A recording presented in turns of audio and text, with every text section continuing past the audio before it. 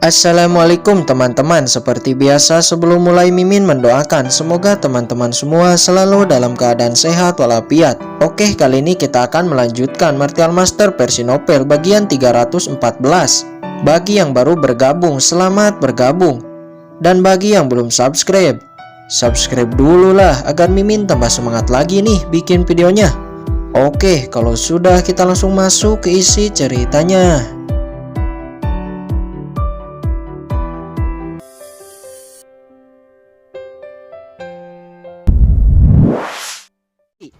Dan hampir menguasai seluruh rantai ekonomi di negeri 100 dinasti. 7 dinasti kelas atas dan Tuan Papiliun Sangguanlu tidak ada yang berani membatasi perkembangan Papiliun Cendi. Ditambah setelah 3 bulan ini dinasti Qian dan dinasti Dali. 2 dinasti kelas atas ini benar-benar telah dikuasai oleh Qin Chen. Xin berpindah kepada kediaman dinasti kerajaan selamanya. Nampak seorang murid yang bernama Bai Pengxiang sedang melaporkan tentang Papiliun Cendi yang telah berkembang pesat kepada leluhur tua Bai Dongxing. Oh, jadi begitu. Biarkan saja. Yang terpenting saat ini kumpulkan sumber daya sebanyak-banyaknya agar saya menerobos kelas martial sovereign. Selama saya menerobos ranah ke-8, baru saya akan bertindak dan dinasti kerajaan saya yang agung akan menguasai seluruh negeri 100 dinasti, kata Bai Dongxing. Baik leluhur, kata Bai Pengxiang dan pergi dari sana.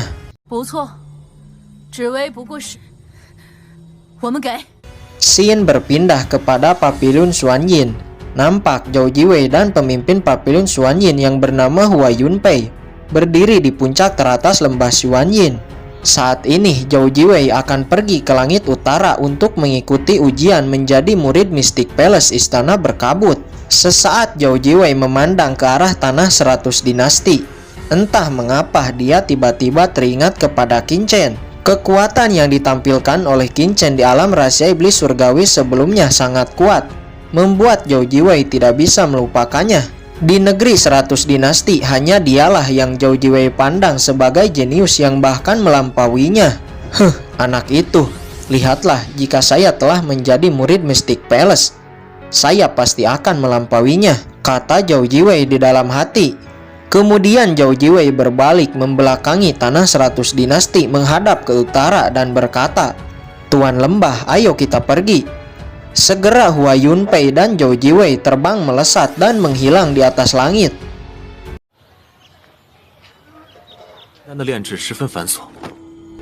Xin berpindah kepada Qin Chen. Nampak saat ini dia juga tidak punya niat untuk tinggal lebih lama lagi di negeri 100 dinasti.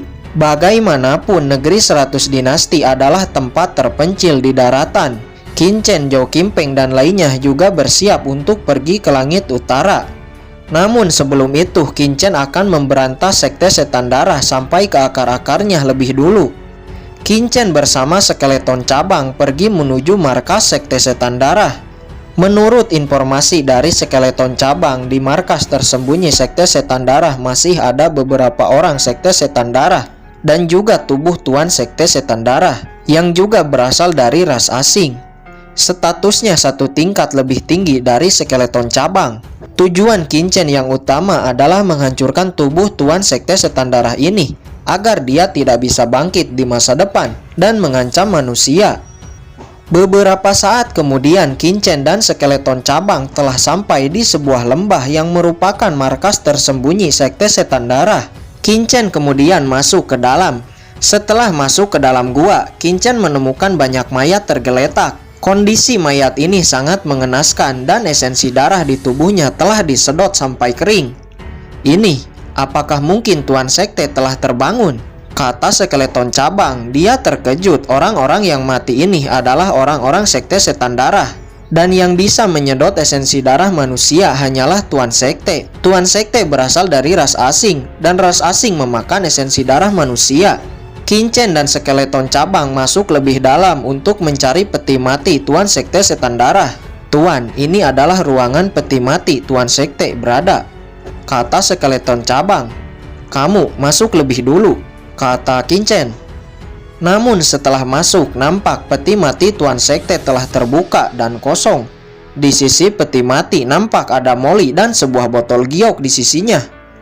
Apa? Mengapa ada dia di sini? Gumam Kincen.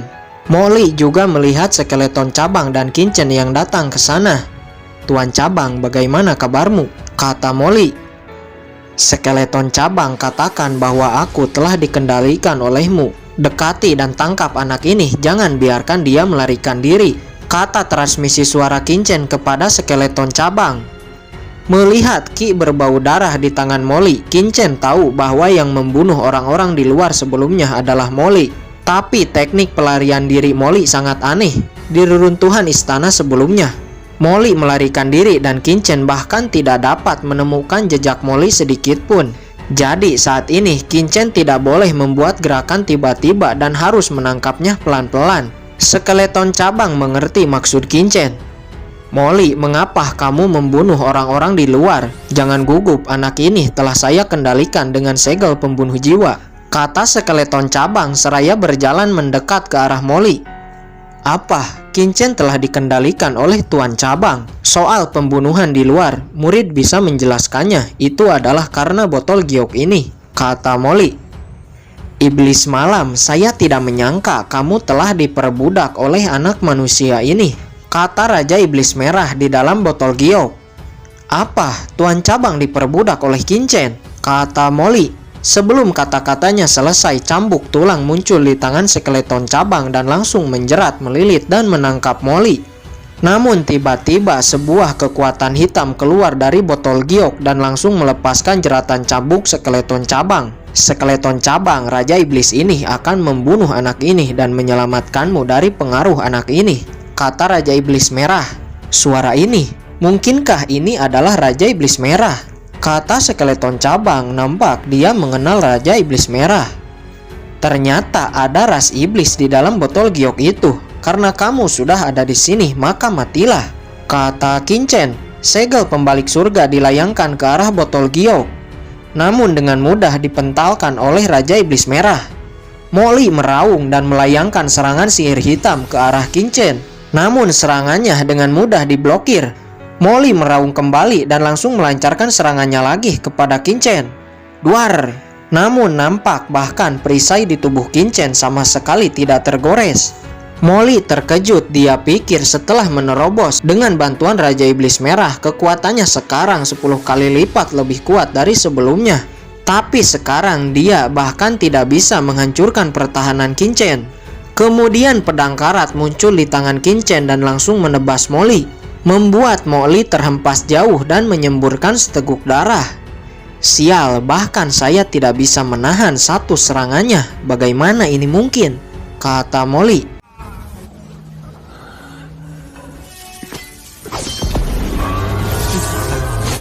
Kincen mengabaikan Molly, dia sama sekali tidak memandangnya. Kincen hanya memandang botol giok yang di dalamnya ada iblis merah. Kincen dan skeleton cabang melayangkan serangannya kepada Raja Iblis Merah.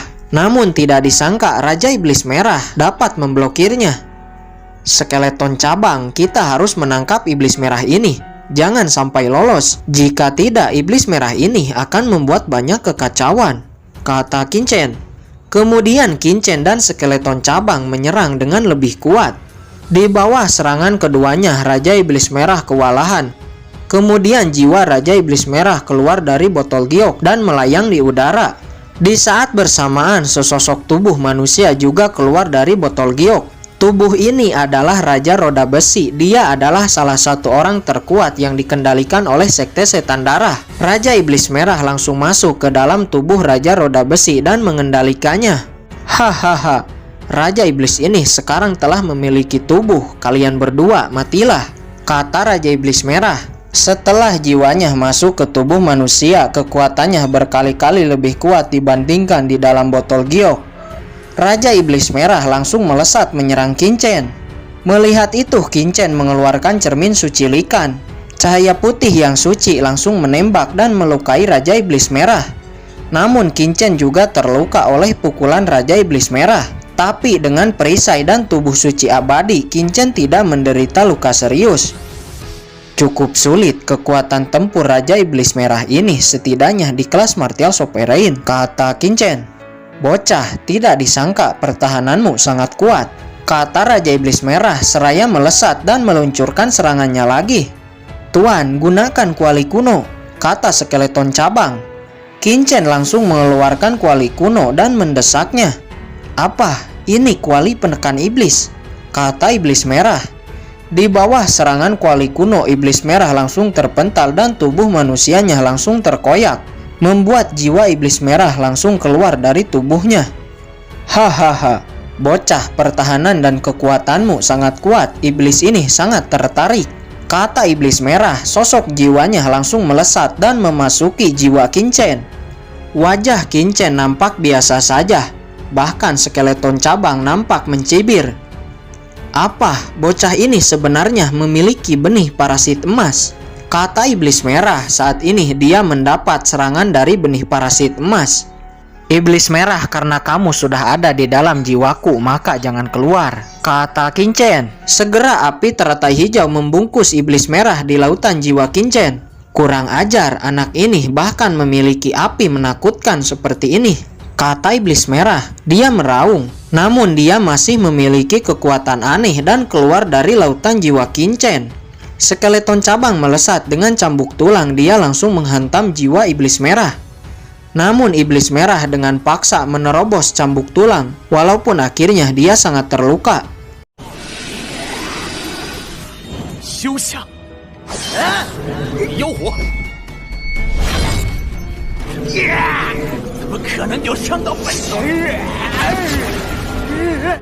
Iblis Merah melesat ke arah Molly dengan kekuatan yang tersisa. Sebuah lubang portal muncul.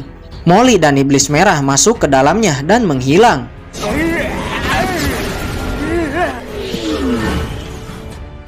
Brengsek, dia melarikan diri. Dengan kekuatannya yang sudah melemah, iblis itu tidak akan pergi jauh, kata Qin-Chen. Kemudian Qin-Chen dan skeleton cabang langsung berusaha mengejar. Benar saja, Molly dan Iblis Merah mendarat tidak terlalu jauh. Saat ini kekuatan Iblis Merah sangat lemah. Dia kembali masuk ke dalam botol giok. "Cepat pergi sejauh mungkin dari tempat ini. Kekuatan saya sangat lemah, setidaknya perlu 1 tahun untuk menyembuhkan diri. Ingat, jangan bangunkan saya selama 1 tahun ini," kata Iblis Merah. Dan suara lemahnya redup lalu menghilang di dalam botol giok.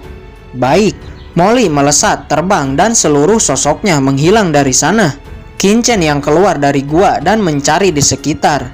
Namun setelah pencarian yang cukup lama, dia tidak menemukan Molly. Dan akhirnya kembali ke dalam gua. Sial, iblis api merah itu benar-benar melarikan diri. Saya takut dia akan membuat kekacauan, kata Qin-Chen. Jangan khawatir, Tuan. Dilihat dari luka iblis merah sebelumnya, perlu waktu 1-2 tahun untuknya memulihkan diri, kata skeleton cabang. Karena iblis merah telah melarikan diri, Qin-Chen tidak memikirkannya lagi dan fokus untuk mencari Tuan Sekte Setan Darah. Menurut iblis merah sebelumnya, dia sepertinya tidak menemukan Tuan Sekte. Lalu, kemana Tuan Sekte pergi? Dibanding iblis api merah sebelumnya, Tuan Sekte jelas lebih kuat dan berbahaya, kata skeleton cabang. Apa? Ini teknik tangan terlarang, kata Qin-Chen di saat melihat jejak tangan di atas peti mati. Sepertinya ini adalah ulah istana berkabut. Dari jejak tangan terlarang ini seharusnya dibuka 100 tahun yang lalu, kata Qin-Chen. Teknik tangan terlarang adalah teknik yang dikembangkan oleh Qin-Chen di kehidupan sebelumnya. Hanya Shouyu dan Sangguan Sier yang mengetahui teknik ini selain Qin-Chen. Tapi untuk apa istana berkabut membawa Tuan Sekte? Pikir Qin-Chen. Namun karena Qin-Chen tidak mengerti hal ini, dia akhirnya tidak ingin memikirkannya dan melesat pergi dari sana untuk kembali ke kota Chaotian.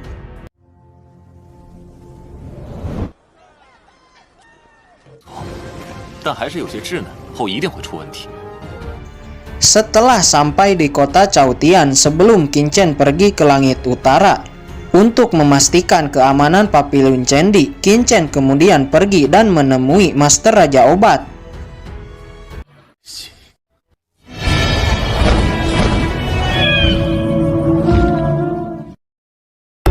Oke guys, sudah dulu ya. Jangan lupa subrek biar lanjut terus ceritanya. Bagi yang sudah subrek, mudah-mudahan dimudahkan rezekinya. Mimin undur diri. See you next and goodbye.